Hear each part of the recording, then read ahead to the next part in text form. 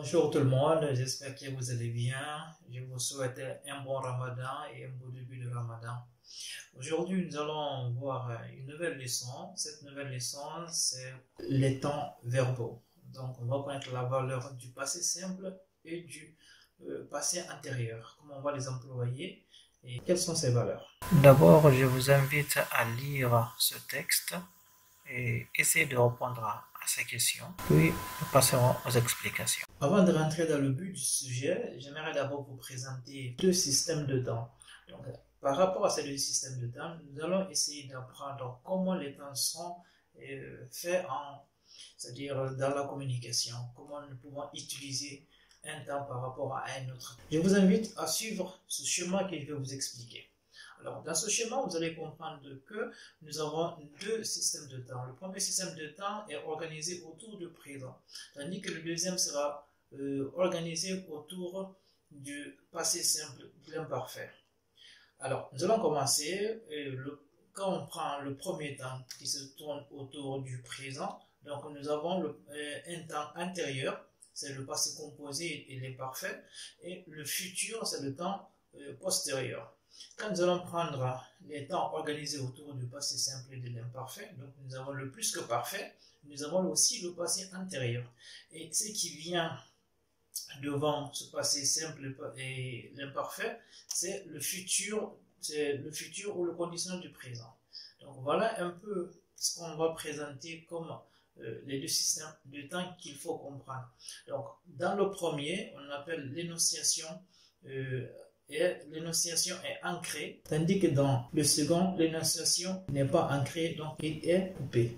Maintenant, nous allons passer à la présentation du passé simple. Alors, quelle est la valeur du passé simple? La valeur du passé simple, tout simplement, évoque des actions du premier plan qui font progresser les actions dans nos récits.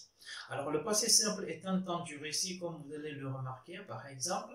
Il reposa son livre, se leva et partit dormir. C'est un exemple de passé simple, donc l'utilisation dans un récit, par exemple. Puis nous allons voir, le passé simple sert à exprimer une action du premier plan, comme on l'avait bien dit.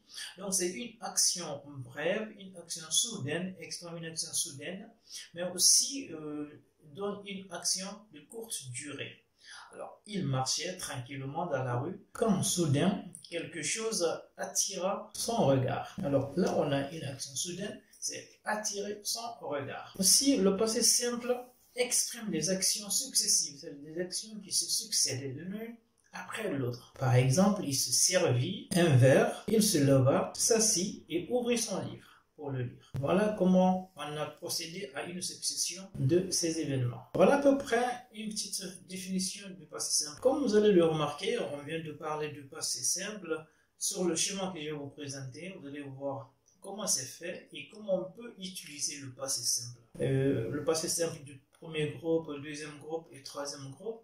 Donc vous allez avoir les temps avec les terminaisons bien définies et ces valeurs sur ce schéma que je vous présente. Maintenant, nous allons passer à l'emploi du passé antérieur. Concernant le passé antérieur, c'est tout simplement il évoque ici un fait antérieur, donc à un fait énoncé dans le passé. Donc cela veut dire quoi? Qu'il y a une succession d'événements. Par exemple, dès qu'ils eurent fini, ils prirent la poudre d'escampette. Alors cela veut dire quoi? Premièrement, nous avons eu le passé antérieur qui a été défini. Dès qu'ils eurent fini, c'est le passé antérieur.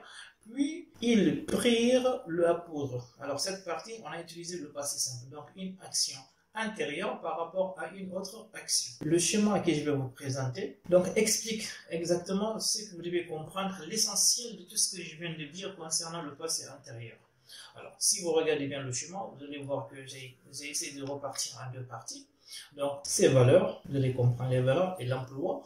Et aussi, vous allez voir comment on peut le conjuguer n'importe quel verbe au passé antérieur. Donc, on a dit c'est l'utilisation de l'auxiliaire être ou l'auxiliaire avoir au temps du passé simple, plus le participe passé. Comme l'exemple précédent, vous allez voir que c'est plus facile à mémoriser. Je vous remercie. Si vous avez compris cette explication, je vous demande de vous abonner pour ne pas manquer d'autres nouvelles vidéos. Partagez à vos collègues, à vos amis et à très bientôt dans une nouvelle vidéo. N'oubliez pas, je vous dis et je répète, restons chez nous.